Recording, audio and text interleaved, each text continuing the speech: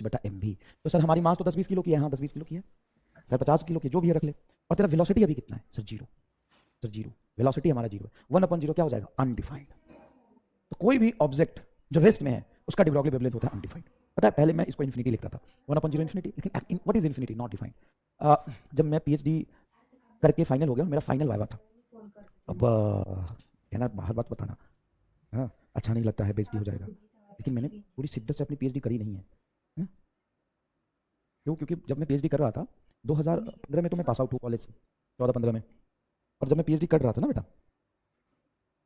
तो उसमें क्या था कि मेरा सी आई सर 135 है, all India rank in CSIR net मेरा 135 है। और मेरा एक दोस्त था जो पढ़ने में बहुत टॉपर था कॉलेज में, शक्ति सिंह नाम है उसका, उसका रैंक कुछ 121 था, है ना। मैंने उसका कोई चीटिंग नहीं किया था, मैंने कोई चीटिंग नहीं किया था, मैं अलग पेपर दिया था, वो अलग पेपर दिया था। हाँ मैंने तुक्के बहुत मारे थे, वो अलग बात है, तुक्के बहुत मारे थे, लेकिन ये बेचारा बहुत इंटेलिजेंट था। और इसी के जैसा इंटेलिजेंट और भी कई लोग थे कॉलेज में। एक था सौरभ कुमार, बहुत सारे लोग थे कॉलेज में, बहुत सारे लोग थे इंटेलिजेंट। तो 2015 में, नहीं 2014 में एमएससी पास करने से पहले हमने पेपर दिया था। तो पेपर दिया तो भाई ये लोग कहते थे, जो बहुत ज़्यादा इंटेलिजेंट लोग थे, प्रॉपर टाइप, अरे यार इसका कुछ नहीं हो सकता, एकदम बकलोल है, पढ़ता लिखता है नहीं, क्लास आता नहीं है, और वाइवा में एक सवाल का जवाब नहीं दे पाता है, ये क्या करेगा जीवन में समझ नहीं आता है, इसका भविष्य क्या है। हाँ बहुत मजाक उड़ाते थे, एकदम प्रॉपर टाइप लोग थे, और वो खतरनाक इंटेलिजेंट, मतलब। और हमें टीचर्स भी ऐसे पढ़ाते थे जो आम इंसान नहीं थे, अलग अलग टाइप के लोग। एक मेरे टीचर थे पैट्रिक दासगुप्ता, पैट्रिक दासगुप्ता बंगाली थे, और मतलब एक्स्ट्राऑर्डिनरी, वो मतलब इसरो उसरो में जाके सजेशन दे के आते थे। और एक हमारे थे एक सर थे, बहुत हैंडसम थे, यंग थे, संदीप सर। वो 6 महीने के लिए सिर्फ इंडिया आते थे पढ़ाने के लिए, और 6 महीने जाते थे उधर। एक कौन सा साइंटिस्ट है जिसमें वो गॉड पार्टिकल का एक्सपेरिमेंट हुआ था, सर्न। सर्न अगर तुम गूगल करोगे तो तुम्हें पता चलेगा, सर्न। सर्न और फर्मी पूरे वर्ल्ड का सबसे बड़ा लैब है, सर्न और फर्मी पूरे। पैट्रिक दासगुप्ता बहुत मारूंगा मैं अंदर घुस के, मेरा मजाक उड़ा ले। तो वो जो थे ना, वो तुम गूगल करना तुम्हें मिल जाएगा, गूगल करना तुम्हें मिल जाएगा। सर्न और फर्मी लैब में वो 6 महीने वहाँ पे काम करते थे, और इंडिया आते ही थे 4-5 महीने के लिए हम लोग को पढ़ाने के लिए, फिर चले जाते थे। तो ऐसे ऐसे लोग, बड़े बड़े तूफानी लोग पढ़ाते थे। अब तूफानी लोग पढ़ाते थे और अपनी बस की बात नहीं थी, अपने को समझ में ज़्यादा नहीं आता था। और ये बहुत बहुत धांसू लोग थे, तो ये लोग उन टीचर्स के फेवरेट हुआ करते थे। और एक शक्ति सिंह था, वो भी इन्हीं के जैसा था, लेकिन वो मेरा लैबमेट था, मेरा दोस्त था। तो पेपर हुआ, पेपर में इसका रैंक 121 था, मेरा 135 था, और इसमें से 5-6 लोग थे।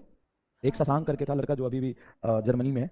मतलब मेरे क्लासमेट में 70% लोग फॉरेन में हैं, सच में मजाक नहीं कर रहा। मेरे मेरे जो बैचमेट्स हैं उसमें 70% लोग बाहर से पीएचडी कर रहे हैं, या पोस्ट डॉक कर रहे हैं, या किसी आईटी में प्रोफेसर हैं, बड़े बड़े लोग, बड़े बड़े खतरनाक। तो इसमें से 8-10 लोगों में से 3-4 लोग पास नहीं कर पाए। 3-4 लोग ही पास किए, और ये पास कर गया, शक्ति सिंह पास कर गया। अभी शक्ति सिंह इंदौर में जो RR कैट है, वहाँ पे इंदौर में RR कैट में साइंटिस्ट है। खैर जो भी, तो मैं पास कर गया, लेकिन मुझे रिसर्च करना नहीं था, मुझे रिसर्च करना नहीं था। लेकिन फिर यार सोचा कि क्या करे, कैसे करे। तो दिल्ली यूनिवर्सिटी में मैं अलग अलग लोगों के पास गया कि यार मुझे पीएचडी करनी है, यार भी टीचर्स के पास पीएचडी करनी है, लेकिन मैं आऊँगा नहीं, रेगुलर काम नहीं करूँगा। बोला कि भाग जाओ यहाँ से, उन्होंने भगा दिया, हमें भगा दिया। अब कहीं मिल नहीं पा रहा था, और तब मैंने नौकरी ज्वाइन कर लिया पढ़ाने का, नौकरी ज्वाइन कर लिया पढ़ाने का। तो बिहार में एक फॉर्म निकला, भीमराव अम्बेडकर यूनिवर्सिटी मुजफ्फरपुर। तो वहाँ पे इंट्रेंस हुआ था, 400 लोग फिजिक्स के इंट्रेंस में बैठे थे पीएचडी के लिए, मतलब वहाँ से अलग से पेपर हुआ था। मेरे पास नेट जेआरएफ था, लेकिन फिर से उनका अलग से पेपर हुआ था। उस पेपर में बिहार यूनिवर्सिटी में, तो जाता ही कौन है, बिहार यूनिवर्सिटी में 400 लोगों में से एक ही बच्चा पास किया, वो मैं था। अब वहाँ पे पास किया, और फटाफट मैंने ढूंढा कि पीएचडी में एडमिशन ले लेते हैं, पास कर गया तो। क्योंकि मैं एडमिशन दिल्ली यूनिवर्सिटी में भी ले सकता था, बीएचयू में भी ले सकता था, आईटी में भी ले सकता था, जवाहरलाल नेहरू यूनिवर्सिटी में नहीं ले सकता, तो वहाँ का अलग एंट्रेंस होता है, वो एंट्रेंस में दिया भी नहीं था। तो मैं सोचा कि पीएचडी कर लेता हूँ, पीएचडी कर लेता हूँ। तो गया मैं वहाँ पे, और बोला कि सबसे बढ़िया और सेटिंग वाला मास्टर कौन सा है, उससे मिलवाओ।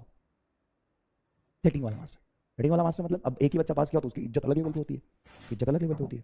तो एकदम मैं गया, मैंने बताया कि मैं ही वो पास किया। तो उसमें से कई सारे प्रोफेसर थे, उन्होंने बताया, अलग अलग लोगों से मिला, बोले वैसे कर लो वैसे कर लो। कि नहीं यार, ऐसा मास्टर बताओ जो एकदम इंटेलिजेंट हो, जो आधा से ज़्यादा काम खुद कर दे, तो बहुत पैसे लेगा तो चलेगा, आगे कुछ नहीं बोलूँगा।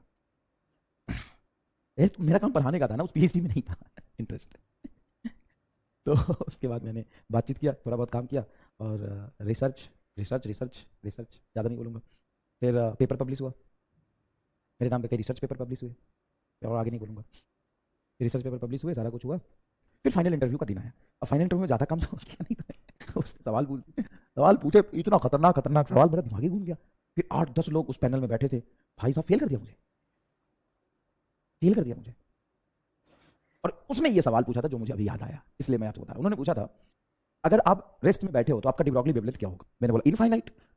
भाई साहब जो मुंह बनाया और चिल्लाया, ये पढ़े हो, ये तुम्हें पीएचडी की डिग्री चाहिए, मतलब तुम डॉक्टर बनोगे, तुम डॉक्टर अपने नाम के डॉक्टर लिखोगे, और रेस्ट में जो ऑब्जेक्ट रखा है उसका डी ब्रॉगली वेवलेंथ इनफाइनाइट बोल रहे हो तुम अपने नाम के आगे डॉक्टर लगाओगे? मजाक चल रहा है यहाँ पे, मजाक चल रहा है यहाँ पे। अगर ऑब्जेक्ट रेस्ट में तो उसका डी ब्रॉगली वेवलेंथ इनफाइनाइट होगा। घबरा गया। और फिर कई सारे मतलब कुछ भी सवाल पूछने, कुछ भी खतरनाक खतरनाक एकदम हायर क्लास से रिसर्च से। उसमें एक सवाल ये भी पूछा था मुझे याद है कि why electron can not exist inside the nucleus. Why electron can not exist inside nucleus. और भाई 8-10 लोगों ने जो मेरा बेइज्जती किया, 8-10 लोगों ने मेरा बेइज्जती किया, वहां से भगा दिया। फिर मैं बैठ के पढ़ा अपना रिसर्च पेपर पूरा अच्छे से, फिर मैंने उस पर काम किया। 2018 की बात है, कोविड की बात नहीं है, 2018 की बात, 2018-19 की बात है। फिर बैठ के मैंने काम किया, अच्छे से पढ़ा अपना पूरा रिसर्च पेपर, फिर उस पर क्या क्या लिखा था सब ठीक किया। फिर दोबारा इंटरव्यू हुआ 6 महीने बाद मेरा, भगा दिया उन्होंने। मैं मुंह छिपा के भागा वहां से। मेरा गाइड भी बोल रहा था तुमको बोला था सब पढ़ने के लिए, ऐसे ही चले आया उठ के मुंह उठा के, कुछ भी नहीं पढ़ा, क्या बोल रहे हो?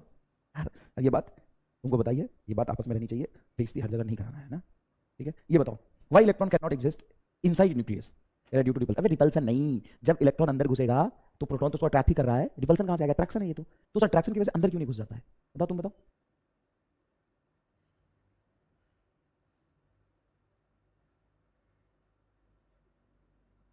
फिर 6 महीने बाद पास कर गया था मैं। ये बोला थोड़ा हल्का हल्का सवाल पूछना सर, एक बार बेइज्जती कर दियो कितनी बार करोगे? एक्सप्लोजन नहीं नहीं, सिल्डन इफेक्ट नहीं नहीं नहीं नहीं, साइज से क्या दिक्कत है? चलो मैं बताऊंगा, इसका जवाब मैं बताऊंगा, ये भी पढ़ना है तुम्हें, मैं बताऊंगा। Why electron can not exist in nucleus. अपना टाइम खराब मत करना, ये कोई नीट में